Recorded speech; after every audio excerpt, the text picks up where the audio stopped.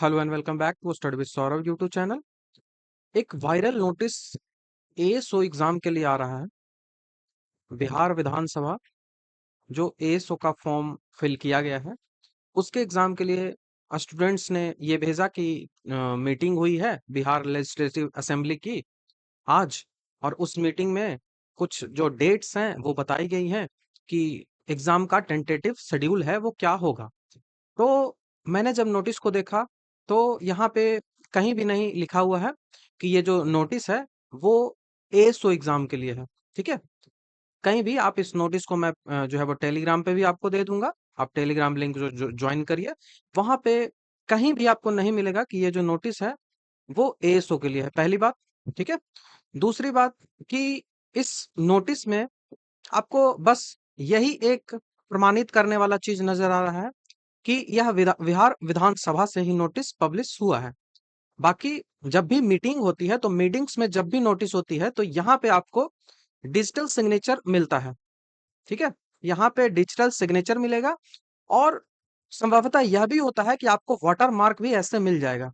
या तो ऐसे लिखा हुआ मिल जाएगा कि बिहार तिरछे में जो टेक्स्ट के पीछे धुंधला टाइप सा लिखा हुआ मिल जाएगा कि ये जो एग्जामिनेशन है वो जो बिहार विधानसभा के द्वारा ये नोटिस पब्लिश किया गया है, ऐसा लिखा हुआ मिल जाएगा।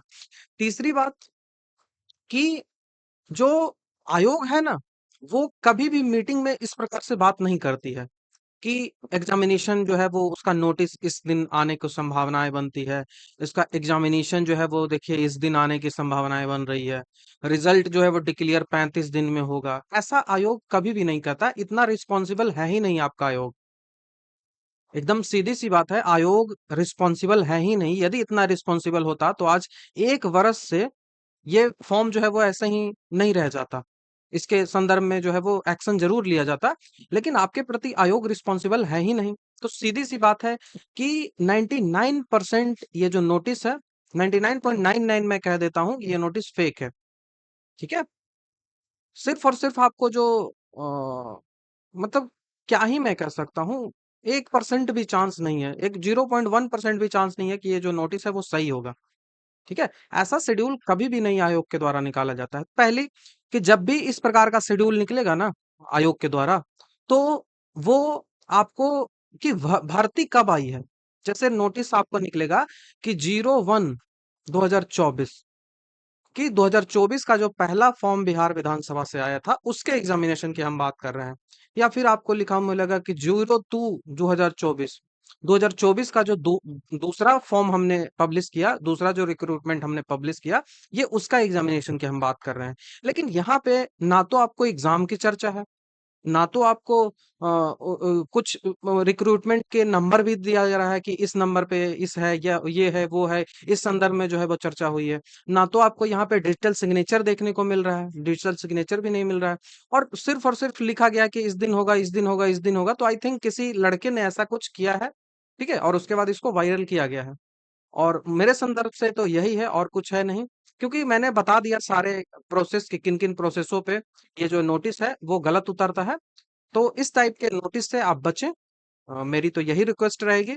आप हमेशा आयोग की वेबसाइट को फॉलो करते रहें। बाकी आप टेलीग्राम चैनल को मेरा ज्वाइन करिए।